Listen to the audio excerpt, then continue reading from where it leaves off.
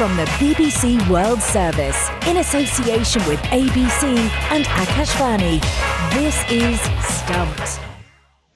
Hello and welcome to Stumped, your intercontinental hit of news, features and debate from the quirky world of cricket. I'm Alison Mitchell in London, where my cricket season is nearly wrapped up. I've got my last commentary of the year coming up this weekend, internationally speaking.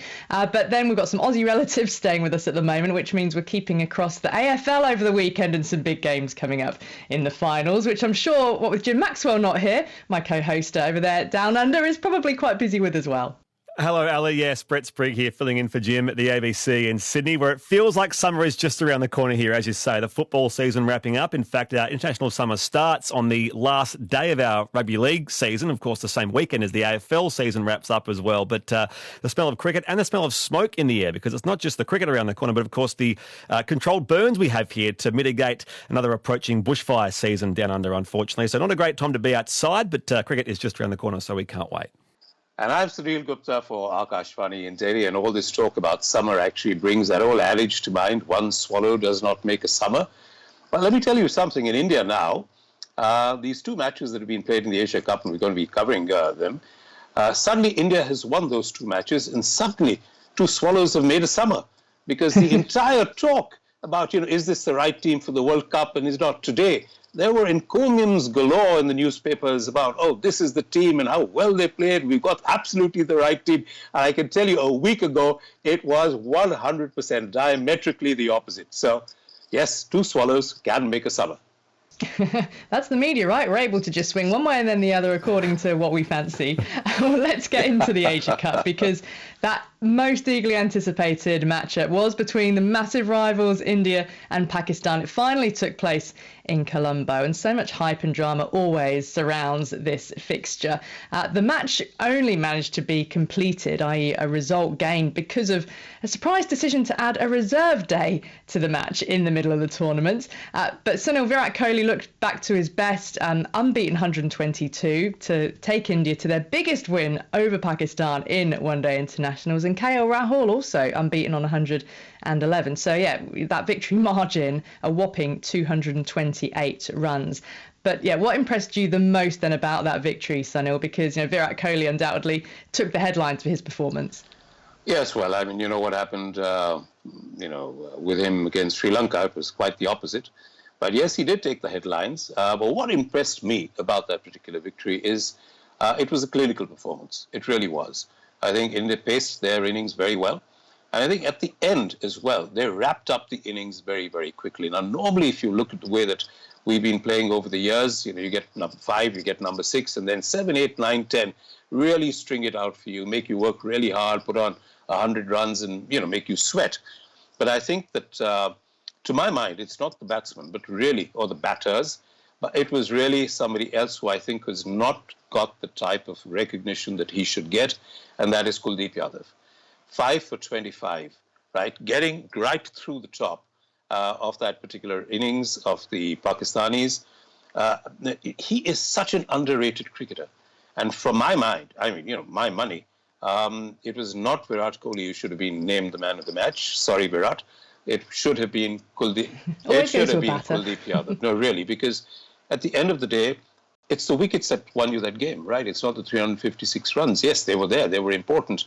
But the way he bowled, and 5 for 25 against, as you said, India's arch rivals, that's a staggering performance. And then, as you well know, he followed up with 4 wickets in the Sri Lanka game. That's what I really liked about the fact that they were able to pull up from where they were. They were able to get the team going. And I think the other big plus was KL Rahul. There was so much chatter about him coming back from injury, going through rehab. He had injured his thigh during the IPL. There was surgery. And this was literally the first competitive game that he was playing after he came back from rehab.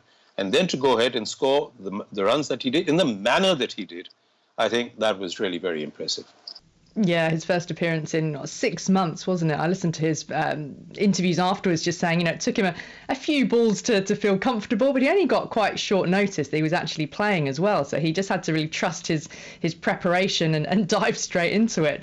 A further just quick one on Kohli, because yes, he did take the headlines. So we're just going to give him a little bit more airtime.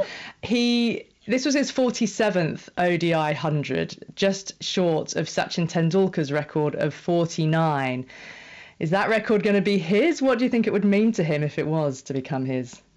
Well, in some ways, it's just another record for Virat Kohli, isn't it? He's achieved quite a few of them. But I suppose the fact that it is Sachin, who is very much the yardstick of that legacy player through Indian folklore, like it or not, there will be comparisons. And I think even though their careers did overlap for a time, in a lot of ways, they were of different eras. You look at the ferocious rate of scoring in 50-over cricket now. The way the game is played is different enough that Virat Kohli's numbers in that format are already better than Tendulkar's. He's played about 170 fewer matches. His average is 57 as against 44. His strike rate is better because everyone's strike rate is better in this era of one-day internationals. But I do love that beautiful round milestone because at some stage he'll get to 49 and equal Sachin. And if number 50, he'll go past him, and that will be a special moment, Sunil. Oh, absolutely, Brett. I couldn't agree with you more. Pakistan, we've got to talk about them. I mean, losing heavily was bad enough for them, but a couple of injuries, one of which then to Naseem Shah, which has ruled him out of the rest of the Asian Cup, and Haris Rauf in an injury cloud as well. How do you see Pakistan shaping up, Brett? Because so much is always made about their bowling attack and perhaps just been a little bit more inconsistent in some other areas.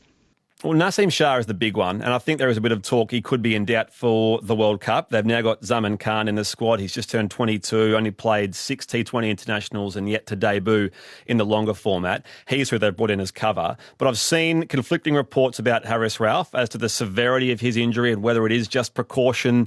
It sounds like it is. They're hopeful he'll play again during this Asia Cup. Only a few days left of it, of course, as we currently speak. But whatever the case, I think it serves as a reminder that Pakistan need to be better managing their fast bowlers. Clearly at different stages, Shaheen Afridi, Naseem Shah and Haris Rauf are all going to need a spell. You've got back-to-back tournaments, significant ones, and then these guys also come down here to Australia for a test series straight afterwards, after the World Cup. So I think it's a wake-up call to the PCB to better manage those quicks. Otherwise, things could get worse. And we're poorer for it because I think world cricket is better when Pakistan is strong.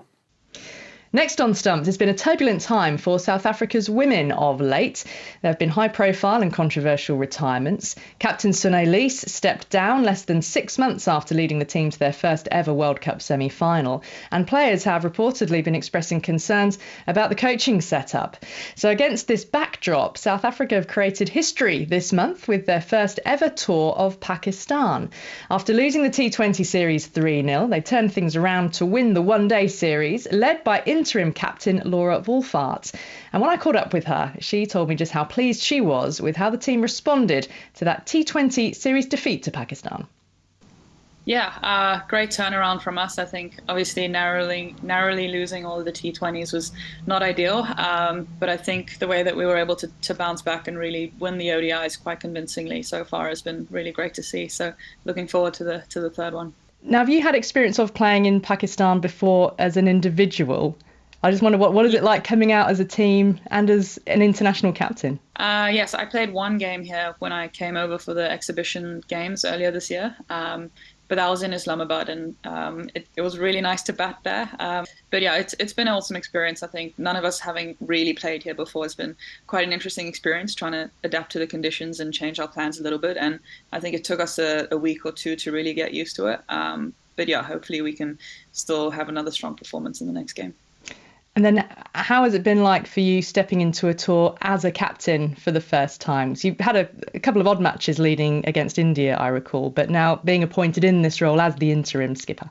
Yeah, it's been a bit of a new experience for me. I haven't had too much experience captaining throughout my cricketing career. I think I've always been in teams where there've been other really good captains and candidates for the role. So it's been cool. I've been learning quite a lot. I think I still have a lot more to learn, but I think it's been a good introduction.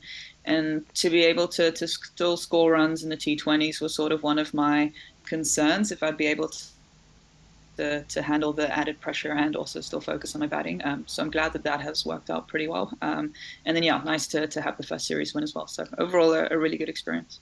And did you come into this with a sense of this is the type of captain I want to be? Or is it a sense of figuring out yourself, growing into it a little bit as you go? Yeah, a little bit of both. I think I sort of know I wanted to not change too much of how I am normally as a person around the group. I'm not the loudest, most outgoing person around. So I think I just wanted not try be someone that I'm not, and still be kind of soft-spoken and calm and collected, and play my cricket the way that I normally play, and kind of bring that to the captaincy as well. But I think it's a bit of a learning process. I'll see how it goes. I guess it depends on what different players need as well, and just learning what certain players might need from me in the moment. And I guess it can't have been the easiest to come in, as you have done, sort of off the back of, well, I guess when you look back over a period of time for South African and this team in particular, there was the retirement of Dane van Niekerk, and before that, Lizelle over fitness targets. Sunil has stood down amid reports suggesting that she didn't really want to continue under the current management. The coach's contract's extended into an 11th year. How did you view this as a challenge for yourself personally, knowing that you're coming in, I guess, after a degree of turbulence, you might say, behind the scenes? Yeah, it wasn't the easiest time to step in.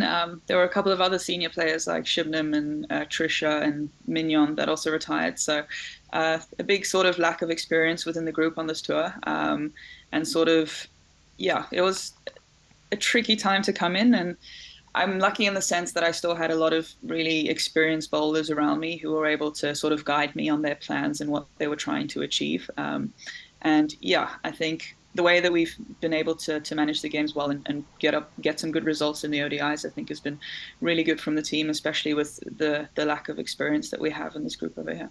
And back home, there's been some quite big announcements of late coming from Cricket South Africa, including on this tour, your international match fees have matched the men's, haven't they, for the very first time, which is happened in a number of countries that we've spoken about here on Stumped.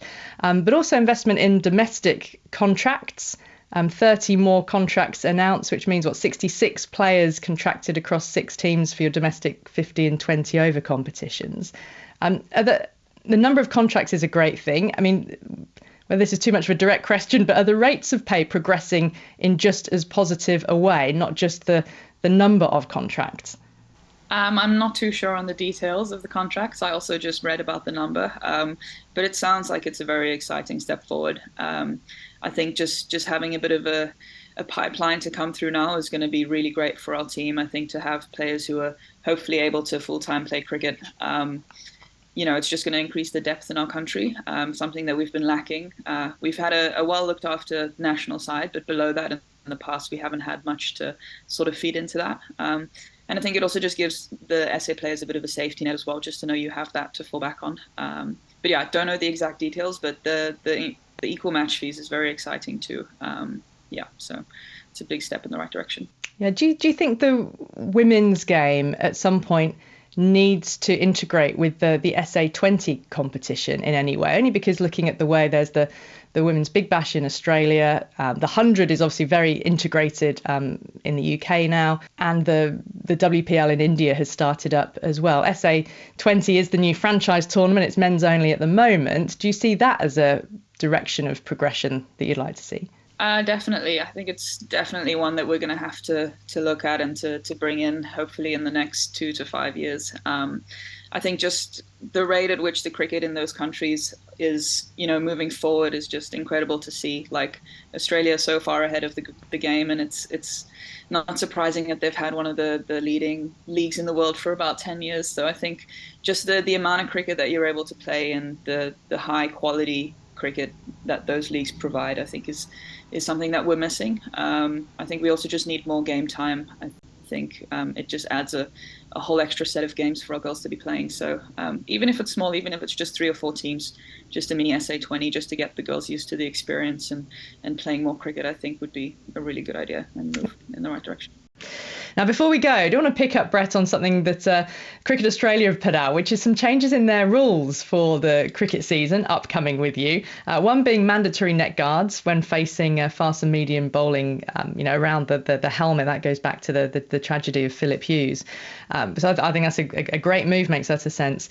The other one which really caught my eye, and this is because I compare it to the direction of travel with the 100 competition in the UK, which is about accessibility. Cricket Australia have said they're going to change the way that they state the result of limited over matches. So rather than just saying the number of wickets, is the victory margin in a run chase, so X team has won by 8 wickets, it'll be they've won by 8 wickets with 1 ball to spare, which, shows that it was a really tight match, or 8 wickets with 5 overs to spare, which shows it was an absolute whopping. Interestingly, they say this is to help make cricket more accessible to the fan. I agree with that totally, because it gives a greater context. The 100, conversely, takes the approach of the game's more accessible to the fan if you just simply say, this team won. Or lost without any margin of victory at all. That's the kind of ethos. But I'm going with Cricket Australia on this one. I like this move. Yeah, it's been a long time bugbear for ABC listeners that there is no greater context in that result. If you say a team won by 7 or 8 wickets as opposed to the amount of balls left, I'm sure BBC listeners are probably the same sticklers for detail as well. So I think this is overall quite welcome, particularly because there can be a great difference in how those results are reported. The net guard thing will affect a few players. Dave Warner, Usman Khawaja and Steve Smith have all not worn the net guard previously. And I know it's a great thing going forward, but seeing how those players, how that modern day batters are, they're very much creatures of comfort and like to make sure they have their own process and their own surroundings, and how that does change their attitude while they're playing. It might take them a little while to get used to. So we'll wait and see that. The other rule was regarding the roof at Docklands, which of course only affects the Big Bash League, where you have...